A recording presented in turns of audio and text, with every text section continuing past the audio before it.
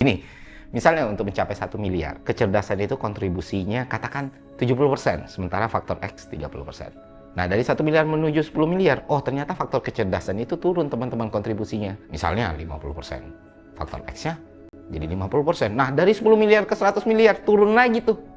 Faktor kecerdasannya dari 10%, katakan seperti itu, faktor X-nya 90%. Nah, ini yang sebenarnya terjadi. Tapi masalahnya adalah dalam diskursus publik, sayangnya kekayaan itu sering diasosiasikan dengan meritokrasi yang meyakini bahwa individu yang lebih cerdas dan lebih kompeten akan secara alami mencapai posisi ekonomi yang jauh lebih tinggi. Dan perspektif ini diperkuat oleh narasi budaya populer kita dan sebagai literatur awal dalam psikologi kognitif yang mencoba untuk menghubungkan antara IQ dengan performa kerja. Namun, penelitian kontemporer kita itu teman-teman menunjukkan bahwa korelasi antara kecerdasan yang biasanya diukur melalui IQ ya, dan pendapatan itu ternyata relatif terbatas. Nah, lebih jauh lagi diketahui bahwa kekayaan sebagai akumulasi aset jangka panjang bahkan lebih lemah hubungannya dengan kecerdasan dibandingkan pendapatan. Dan dalam praktek empiris teman-teman, distribusi kekayaan menunjukkan pola yang tidak sejalan dengan distribusi kecerdasan. Banyak individu yang tingkat kecerdasannya tinggi tidak mencapai kekayaan yang signifikan, sementara sebagian individu dengan kecerdasan rata-rata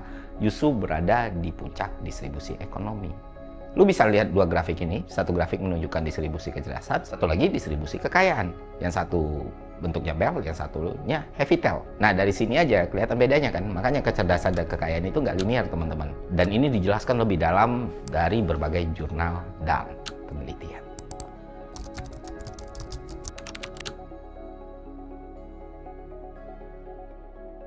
Pertama kita harus paham ada studi longitudinal yang dilakukan oleh Charles Murray dan Richard Herrstein dalam The Bell Curve.